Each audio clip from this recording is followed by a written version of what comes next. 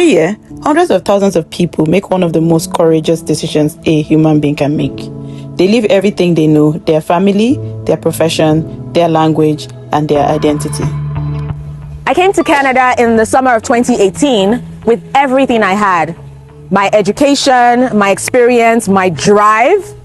But what I didn't expect was how heavy it all would feel, or how invisible I would believe myself to be. In Canada, April is Stress Awareness Month, and this month, the $100 Canadian Life Show is telling the stories that need to be told. Hello everyone, welcome to the $100 Canadian Life Show.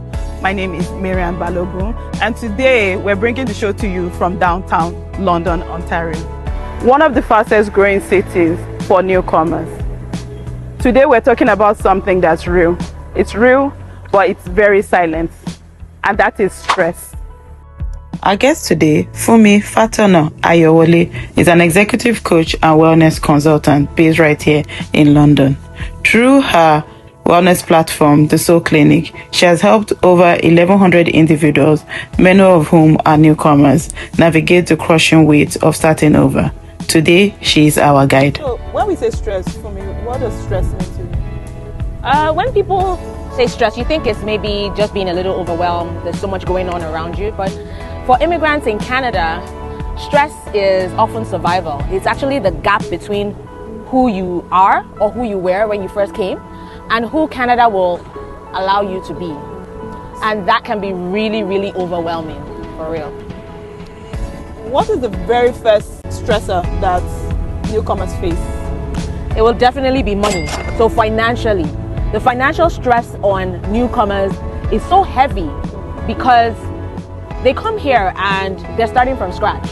A lot of us don't expect things to be as expensive as what we meet when we do come here. I mean, your rent alone can take up to 80% of the money you are making, for real. Yeah. And then you have groceries, you have just living, transportation costs. And another thing is, you're starting from scratch in the sense that you don't have credit history. You may or may not even have a local bank account. You don't have references. And that it puts a weight on you, and you're wondering, how am I supposed to feed? Why did I even come here in the first place? Yeah. So what does that do to the newcomer, and how do you feel like we can beat that? First, it actually creates shame. Shame in the minds of a newcomer because they're thinking, am I now down to base? Is this what my life is or is about? And a lot of us as newcomers, or when we were newcomers, it wasn't as though we were suffering in our home countries. Yeah, we were comfortable at the very least. Yeah. We were thriving, we were doing things with our lives. But when you come and you have to start from scratch, it does put a whole new sense of shame on anybody. What are ways that a newcomer can fight back against financial stress? Financial stress, I would say 3 major things. The first one would be information. Information is power. What you don't know truly can work against you. And so there's so many resources in all the various provinces, in the city of London here where we are, even in Toronto, and in all the various provinces. There are a number of newcomer resources that are being given out every single day to help people to settle down. There are actually settlement officers that will sit down with you to create a financial plan and budget based on your situation. Another major thing is community, and that's a place where I'm going to insert the work we do at the Virtual Soul Clinic. It is a free mental health non-profit organization that supports people with 15 to 20 minutes of talk time every maybe 2 to 3 months, depending on how you sign up for it. And within this particular resource of community, I would love to say that really your net worth is backed by your network, because the connections you have with people, is extremely important, especially when you are in a new city. Do not be afraid to make new friends. Do not be afraid to make new friends that even don't look like you. That's very, very important as a newcomer. And the last thing I would say is your mindset, because your value is not your bank account. Full stop. So you mentioned community. Let's talk about one of the stressors that I see with newcomers, and I know that I've also experienced it, is isolation. Isolation is a killer, and you actually need to be intentional to fight against it. Isolation is really tricky because you can even be in a crowd of people and still feel extremely lonely. And so that intentionality comes with inserting yourself in various community spaces.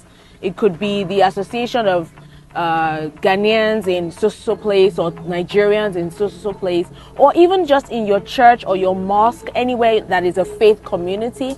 You must and you should take advantage of it. You should not sit down at home and say, oh, you know, I don't need to be there. Sometimes you actually need to be there. Sometimes you need to dress up, and even in the cold, wear your jacket and your boots and go out and interact with people and cultivate deeper friendships rather than being socially wide.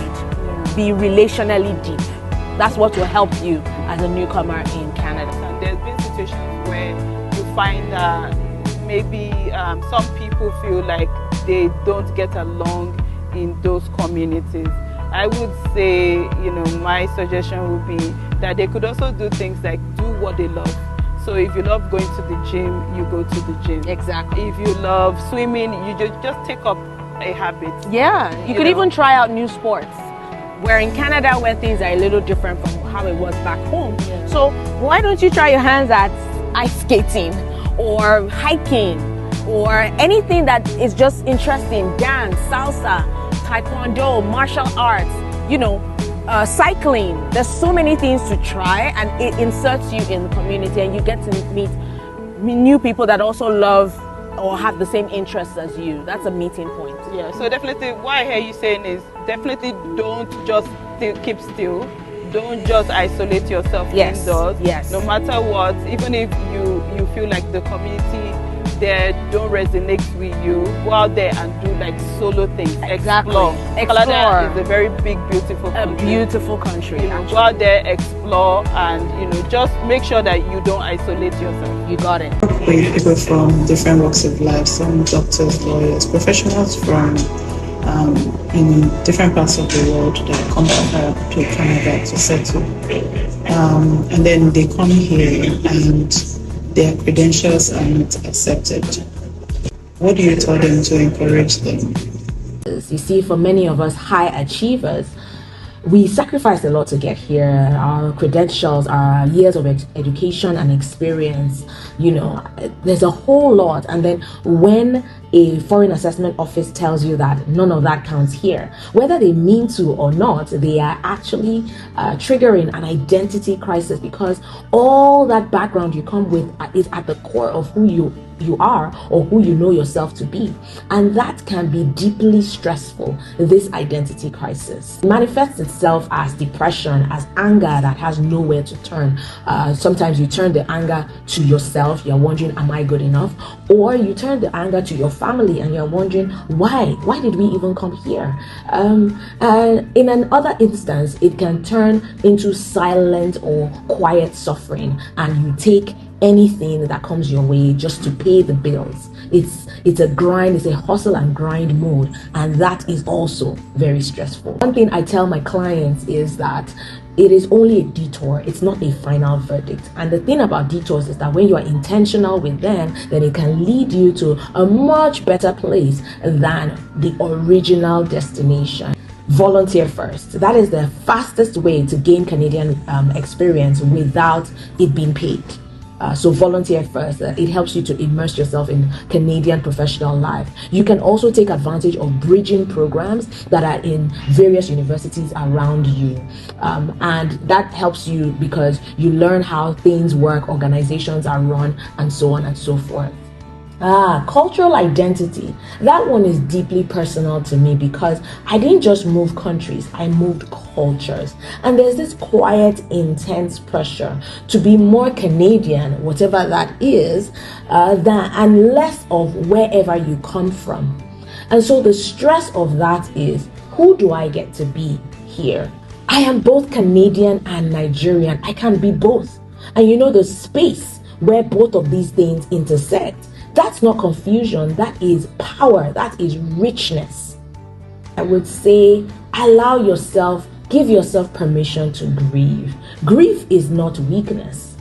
Give yourself permission to grieve what you have lost and give yourself permission to grow through it. Allow Canada into you. Don't just live in a bubble. Find your cultural community and also look for spaces where people who don't look like you are also having fun and you're doing things that you enjoy in common. The last stressor we'll be talking about today, and perhaps the heaviest, is family responsibility. Funmi, can you tell us a little bit more about this? Most newcomers who came to Canada, they didn't come for themselves. They came for their families and their loved ones. And so it means that every dollar you spend on yourself, whether it's a cup of coffee or a gym membership or a therapy session, there's this voice in your head that is saying, you should be sending that back home. And so that in itself is very stressful. The guilt is relentless, to say the least. And the expectations? The expectations. Canada is supposed to be the dream, right? And so when you call home and you're struggling, you're overwhelmed, you can't send as much as they expected. You hide it. You pretend like everything is okay. You perform like you are fine when you really are not. And the loneliness doubles because you are hiding your truth from the people that you loved the most or that you love the most, who have sacrificed for you. So Funmi, can you tell us more about how you help your clients set boundaries with their families? I had to learn the hard way that an empty vessel cannot pour. If I burn out trying to carry everyone, then I will carry no one. And that is the most important lesson that we all need to learn. Well, with boundaries, open, honest, loving communication will do the trick. You can say to your family in a loving way that I'm building something real here. Be patient with me. Trust the process with me. Boundaries are not walls. They are buildings with gates, and you control the gate. To every newcomer that is watching this, I would say your stress is real, your struggle is real, your strength is real. You made it here, and that is almost already extraordinary. Now let's build something extraordinary together.